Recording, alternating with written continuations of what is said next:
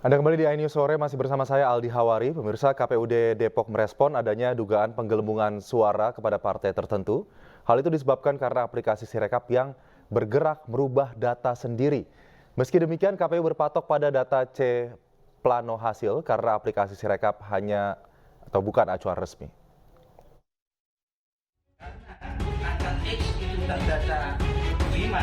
KPUD Depok menanggapi adanya indikasi penggelembungan suara ke partai lain melalui sistem Sirekap. Ketua KPUD Willy Sumarlin mengatakan memang ada laporan bahwa sistem Sirekap berubah data dengan sendirinya. Hal tersebut terjadi di Sukmajaya dan Tapos.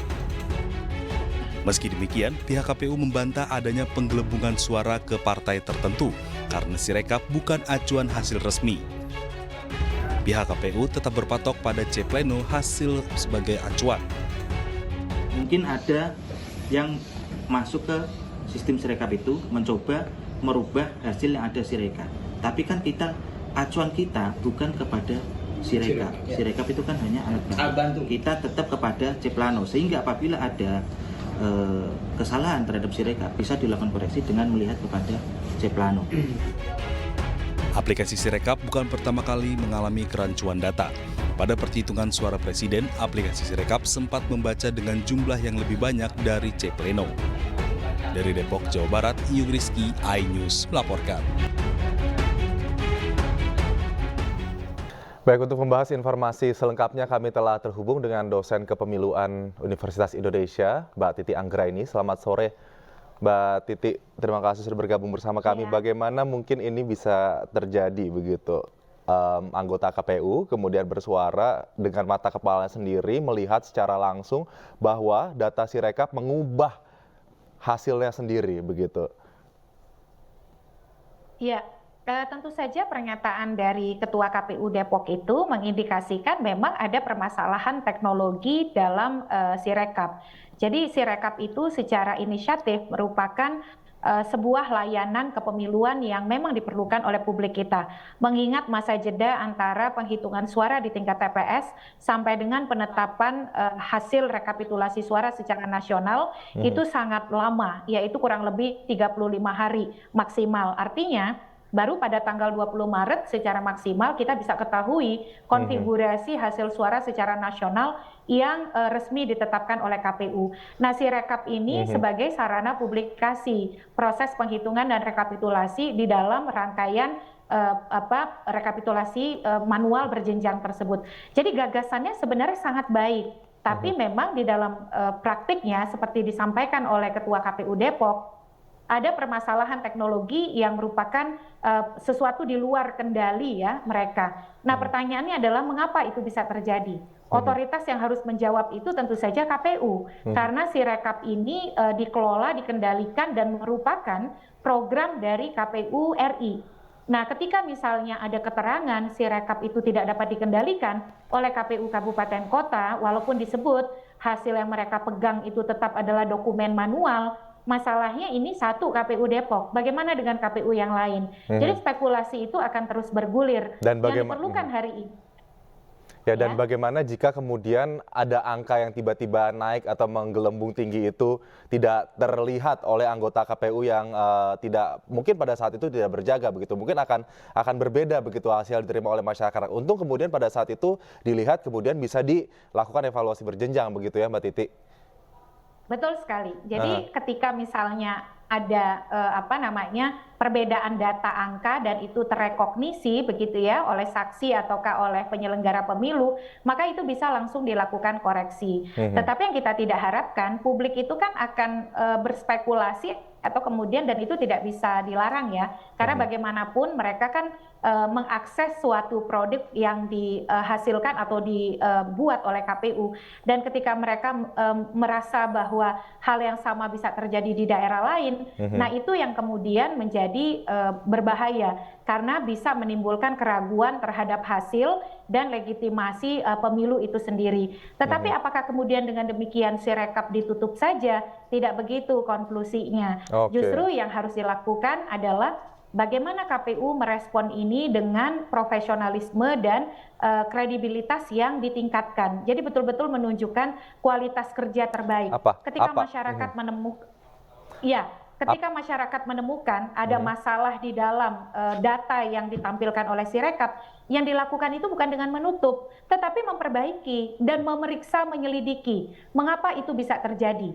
Lalu melaporkan kepada publik secara terbuka apakah itu ANSI kesalahan teknologi. Kalau kesalahan teknologi berarti jangan menutup diri terhadap aspirasi masyarakat untuk melakukan audit terhadap teknologi. Karena kenapa? Teknologi itu dihasilkan dari pajak rakyat yang dialokasikan melalui anggaran negara, maka kemudian ketika publik meminta audit terhadap teknologi, dampaknya itu bukan hanya untuk kemudian memberikan keyakinan bahwa KPU itu akuntabel, tetapi juga menjadi pembelajaran untuk pemilu yang akan datang, apa saja yang harus diperbaiki dari penggunaan teknologi di pemilu.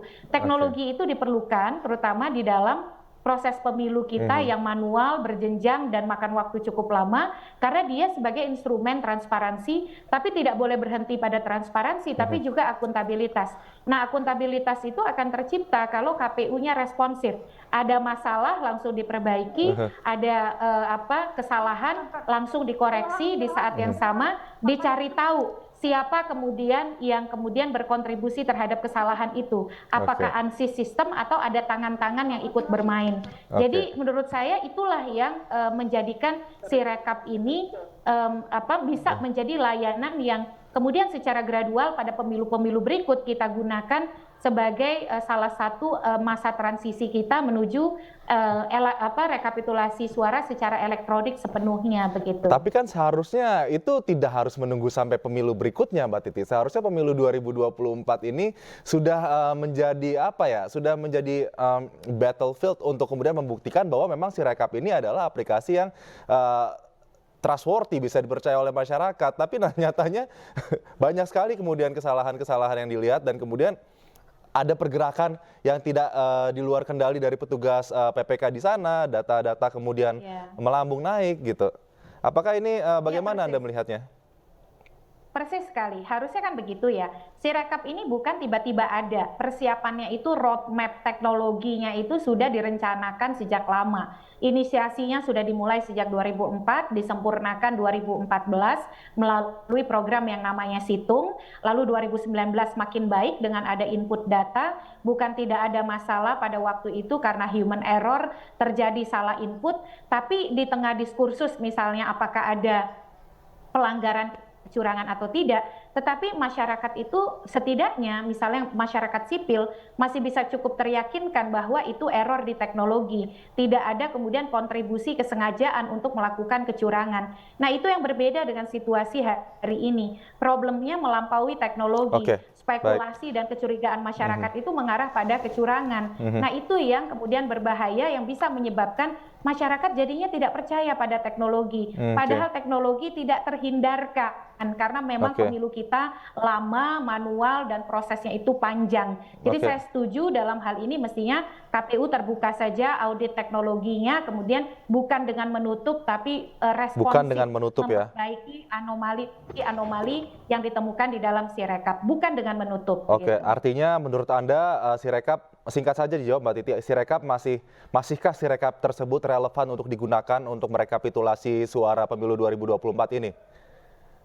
Rekapitulasi tetap manual, tapi Sirekap sebagai sarana publikasi itu tetap harus ditampilkan, bukan dengan menutup misalnya grafik, data angka, ataupun kemudian numerik, tetapi justru memperbaiki ketika ada anomali dan menyelidiki. Anomali itu dikontribusikan oleh apa? Kemudian oleh juga transparansi kepada publik ya Mbak Titi ya. Publik juga harus tahu dengan cepat, dengan tanggap apa respon dari KPU terkait dengan temuan-temuan tersebut. Terima kasih Mbak Titi Anggraini, dosen kepemiluan Universitas Indonesia sudah bergabung bersama kami.